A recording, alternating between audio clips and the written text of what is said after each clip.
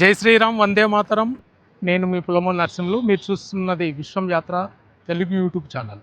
మనము శ్రీశైల పుణ్యక్షేత్రంలో ఉన్నాము.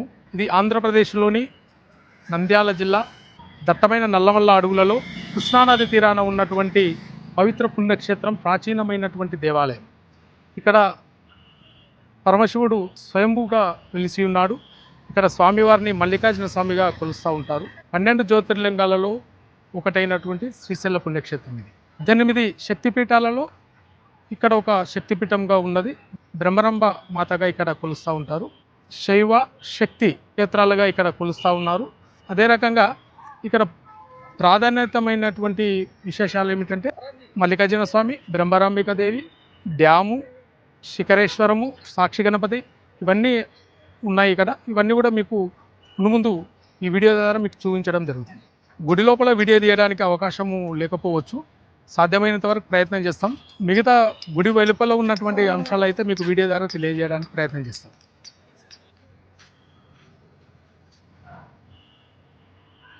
ఈ శ్రీశైలం యొక్క గ్రామదేవత అయినటువంటి శ్రీ అంకాలమ్మ ఆలయం ఇక్కడ ఉన్నది. దేవాలయానికి ప్రవేశ ద్వారంకు ఎడమవైపుగా మొదటనే అమ్మవారి దేవాలయం ఉంటుంది. ఇక్కడ దర్శనం చేసుకొని స్వామివారి దర్శనానికి ఇక్కడ నుంచి బయలుదేరవచ్చు. 12 జ్యోతిర్లింగాలలో ఒకటైనటువంటి శ్రీశైల మల్లికార్జున స్వామి దర్శనానికి అయితే ఇప్పుడు బయలుదేరుతూ ఉన్నాము. బయలుదేరే క్రమంలో ఎడమవైపు కొబ్బరికాయల సెంటర్ కౌంటర్ అయితే ఉంటుంది. ఇక్కడ కొబ్బరికాయ తీసుకొని లోపలికి వెళ్ళడం జరుగుతుంది. దేవాలయానికి మెయిన్ ఎంట్రన్స్లో ఎడమ భాగంలో శ్రీ శృంగేరి శంకరమఠం ఉంటుంది. ఇక్కడ కూడా మనం దర్శనం చేసుకోవడానికి అవకాశం ఉన్నది. ఇక స్వామివారి ద్వారానికి ఎదురుగా ఉన్నటువంటి స్వామి గంగాధర స్వామి గారు. ఇక్కడనే కొబ్బరికాయలు కొడుతూ ఉంటారు భక్తులు. లోపల కూడా కొబ్బరికాయలు కొట్టడానికి అవకాశం ఉన్నది. చాలా మటుకు అయితే ఇక్కడనే గంగాధర స్వామి ముందరనే కొబ్బరికాయలు కొడుతూ ఉంటారు. దర్శనం మార్గం ఇది అయితే మనకు లోపలికి సెల్ ఫోన్లు అయితే తీసుకుపోవడానికి అయితే లేదు. అందుకు ఇప్పుడు పక్కనే కౌంటర్ ఉంది. ఆ కౌంటర్లో మనం జమ చేసి లోపలికి వెళ్ళాల్సి ఉంటుంది. కౌంటర్ కాల్కి వెళ్దాం. భక్తులు చెప్పులు అక్కడ దేవాలయం ముందు వదులుతూ ఉన్నారు. అక్కడ కాకుండా ఇక్కడ మనకు చెప్పుల స్టాండ్ ఉంది. ఇక్కడ చెప్పుల స్టాండ్లో మాత్రం ఉచితంగా పెట్టుకోవడం జరుగుతుంది. ఇక్కడ చెప్పుల స్టాండ్లో మనం చెప్పులు పెట్టి వెళ్ళాలి. గుడికి కుడివైపులా ఉచిత దర్శనం యొక్క ద్వారం ఉన్నది. దానికి కుడివైపులా సామాన్లు భద్రపరిచే స్థలం ఉన్నది. ఇక్కడ మనం సామాన్లు భద్రపరిచి వెళ్ళాల్సి ఉంటుంది. ఇప్పుడు దర్శనానికి అయితే బయలుదేరుతున్నాం.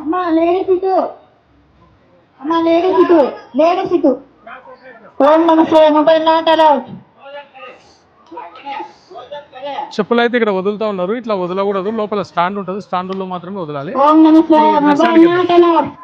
12 జ్యోతిర్లింగాలలో ఒకటైనటువంటి శ్రీశైల మల్లికార్జున స్వామి దర్శనము, అదే రకంగా అష్టాదశ శక్తిపీఠాలలో ఒకటైనటువంటి అమ్మవారి దర్శనాలు ఇప్పుడే పూర్తి చేసుకోవడం జరిగింది.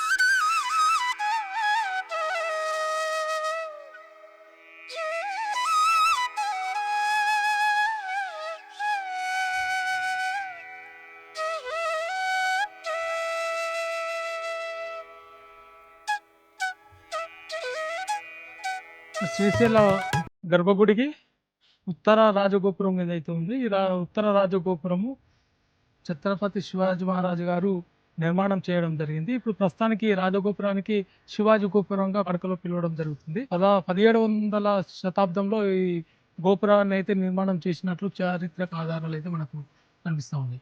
దేవాలయం యొక్క చుట్టూ ప్రహరీ గోడ ఏదైతుందో ఆ గోడకు చుట్టూ ఉన్నటువంటి శిల్పకళలు చాలా అద్భుతంగా ఉన్నాయి. ఇది చాలా ప్రాచీనమైనటువంటి దేవాలయం. దానికి ఆ కాలాన్నే నిర్మాణంలో భాగంగా ఆ శిల్పకళలు మనకు కనిపిస్తూ ఉంది. దాన్ని మీకు చూపించడానికి ప్రయత్నం చేస్తాం.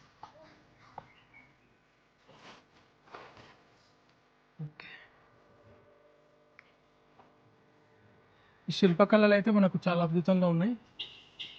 మొత్తం ప్రహరీ మొత్తం కూడా మనకు కనిపిస్తూ ఉన్నాయి. చుట్టుముట్టు దేవాలయం చుట్టుముట్టు మొత్తం కూడా ఇలాంటి శిల్పకళలు మనకు కనిపిస్తూ ఉంటాయి.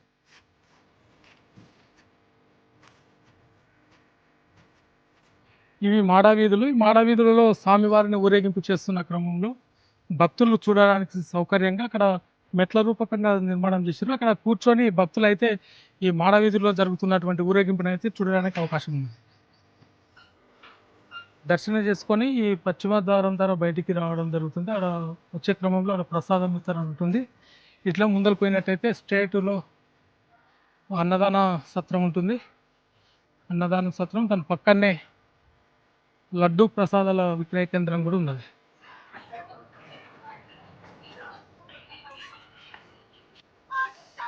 ఇది అన్నప్రసాద వితరణ కేంద్రం. దీని పక్కనే లడ్డు ప్రసాదాల విక్రయ కేంద్రం ఉన్నది.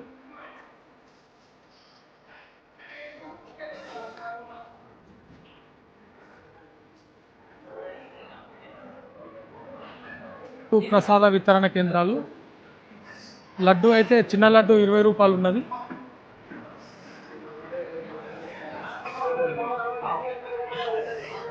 శ్రీశైలం దేవాలయంలో మనమిత్ర వాట్సాప్ ద్వారా దర్శనం, అర్జిత సేవలు మరియు ప్రసాదం టికెట్లు కూడా మనం బుక్ చేసుకోవడానికి అవకాశం ఉన్నది.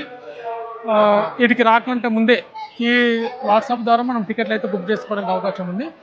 దర్శనానికి టికెట్లు దొరుకుతాయి, దాంతోపాటు ప్రసాదం టికెట్లు కూడా మనం తీసుకోవడానికి అవకాశం ఉన్నది. అర్జిత సేవలు కూడా మనం ఆన్లైన్ ద్వారానే టికెట్లు తీసుకోవడానికి అవకాశం ఉంది. జ్యోతిర్లింగాలలో ఒకటైనటువంటి శ్రీశైలం మల్లికార్జున స్వామి దర్శనము, అష్టాదశ శక్తిపీఠాలలో ఒకటైనటువంటి శ్రీ బ్రహ్మరంభ అమ్మవారి దర్శనము పూర్తి అయినది. ఈ 2 దర్శనాలు కూడా సంపూర్ణంగా చేసుకోవడం జరిగింది. లోపలైతే అత్యధికంగా జనాలు అయితే ఉన్నారు ధర్మ దర్శనానికి. కొంత ఏంటంటే ఒకటే లైన్లోనే పిల్లల తల్లులను కూడా ఒకటే లైన్లో పంపడం జరుగుతుంది. వారికి ఒక సపరేట్ క్యూ లైన్ ఉంటే చాలా బాగుంది అనేది మా అభిప్రాయం. అదే రకంగా మనకు ఇక్కడ ఉండడానికి వసతులు అనుకుంటే చాలా బ్రహ్మాండంగా కూడా ఇక్కడ అత్యధికంగా ఉంటాయి. సత్రాలు ఉన్నాయి, కుల సంఘాల వారిగా సత్రాలు ఉన్నాయి. వాటితో పాటు ప్రైవేటివి కూడా డార్మిటరీ హాళ్ళు కూడా ఇక్కడ కనిపిస్తూ ఉన్నాయి. వాళ్ళకు సపరేట్ సింగిల్ బెడ్లు కూడా దొరుకుతూ ఉన్నాయి. ఈ దేవస్థానానికి సంబంధించినటువంటి కూడా సత్రాలు చాలా మటుకు ఉన్నాయి. మీరు ఆన్లైన్లో కానీ లేకపోతే ఆఫ్లైన్లో కానీ మీరు ఇక్కడ సత్రాలలో బెడ్ కానీ లేదంటే రూమ్ కానీ మీరు తీసుకోవడానికి అవకాశం అయితే ఉన్నది. అదే రకంగా ఇక్కడ చూడాల్సిన ప్రదేశాలు చాలా ఉన్నాయి. కొన్ని అన్నీ చూపించలేకపోతున్నాం, కొంత సమయపాలన లేని కారణంగా కొన్ని మాత్రం చూపించగలిగినాం. తర్వాత నెక్స్ట్ వీడియోలో మాత్రం సంపూర్ణ శ్రీశైలం యాత్రను అయితే మీకు చూపించడానికి ప్రయత్నం చేస్తాను. ఇక్కడ మనకు చూడడానికైతే పాతాళగంగ ఉన్నది, శివాజీ స్ఫూర్తి కేంద్రం ఉన్నది, అష్టకామేశ్వరి దేవాలయం ఉన్నది, అదే రకంగా సాక్షి గణపతి ఉన్నది, కేరేశ్వరం ఉన్నది. ఇవన్నీ అయితే మనం చూడడానికైతే మల్లికార్జున స్వామి, బ్రహ్మరంభ అమ్మవారితో పాటు ఇవన్నీ చూడడానికి చాలా ప్రదేశాలు ఉన్నాయి. అదే రకంగా బోటు ద్వారా వెళ్ళి కృష్ణానదిలో కొంత ప్రయాణం చేసినట్టయితే కమ్మ మహాదేవి గారి గుహలు కూడా ఉన్నట్టు మనకు తెలుస్తూ ఉన్నది. ఇవన్నీ కూడా రానున్న వీడియోలో మీకు పూర్తి సంపూర్ణ శ్రీశైలం యాత్రలు అయితే చూపించడానికి ప్రయత్నం చేస్తాము. ఈ వీడియో మీకు నచ్చినట్టయితే లైక్ చేయండి, షేర్ చేయండి, కామెంట్ చేయండి, మా ఛానల్కి సపోర్ట్ చేయండి. మరిన్ని వీడియోలతో మీ ముందుకు వస్తాం. భారత్ మాతాకి జై.